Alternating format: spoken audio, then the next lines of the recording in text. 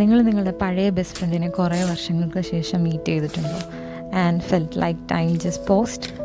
Yesterday I had that moment. ഞാൻ എൻ്റെ school ബെസ്റ്റിയെ കുറേ നാളുകൾക്ക് ശേഷം കണ്ടുമുട്ടി.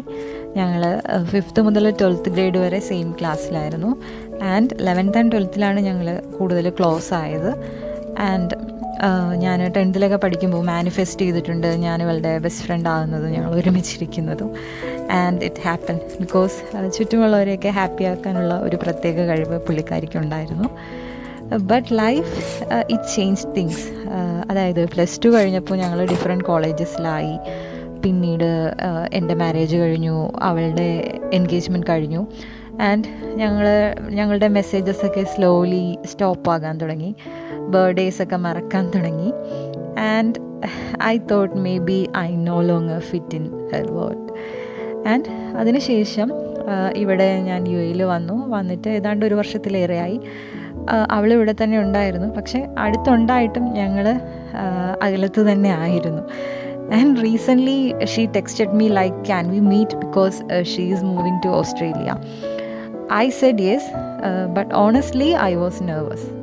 Like, would it feel the same? അങ്ങനെയൊക്കെ എനിക്ക് തോന്നി. And we met at children city creek park here in UAE. ഒരു കാം ആൻഡ് ലവ്ലി സ്പോട്ടാണ് for my kids. So you know what, nothing had really changed. ഞങ്ങൾ കുറേ സംസാരിച്ചു, കുറേ ചിരിച്ചു, കുറേ കാര്യങ്ങളൊക്കെ ഷെയർ ചെയ്തു. ആൻഡ് എനിക്ക് എൻ്റെ എന്തോ ഒരു മിസ്സിങ് പീസ് കണ്ടെത്തിയ പോലെ സന്തോഷമായിരുന്നു ഫീൽ ചെയ്തത്.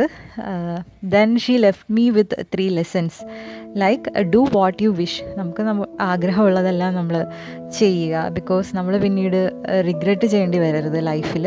ആൻഡ് ഏജ് ഗ്രേസ്ഫുള്ളി, അതായത് നമ്മൾക്ക് ഓരോ ഏജ് ആവും, 35, 40, 45, 50 അങ്ങനെ പോകും. പക്ഷേ ഓരോ ഫേസിലും നമ്മൾ ലൈഫ് ശരിക്ക് എൻജോയ് ചെയ്യാനും ജീവിക്കാനും ശ്രമിക്കുക. That is the main thing. And pay attention to life's little hints. അതായത് ഞങ്ങൾ തിരിച്ചു പോരാൻ നേരം അവളുടെ ഹസ്ബൻഡ് പറഞ്ഞു ലെറ്റ്സ് മീറ്റ് ഇൻ ഓസ്ട്രേലിയ. ആ സമയത്ത് ഞാൻ പെട്ടെന്ന് വണ്ടറായി. അതായത് എനിക്കും അബ്രോഡ് പോയി പഠിക്കണം, സെറ്റിൽ ആവണമെന്നൊക്കെ ഒരു സമയത്ത് ആഗ്രഹം ഉണ്ടായിരുന്നു. പിന്നെ ഞാനത് സ്കിപ്പ് ചെയ്തു. പക്ഷേ ഈ 3 points കണക്ട് ചെയ്തപ്പോൾ എനിക്ക് പിന്നെയും അത് സ്റ്റക്കായതുപോലെ തോന്നി.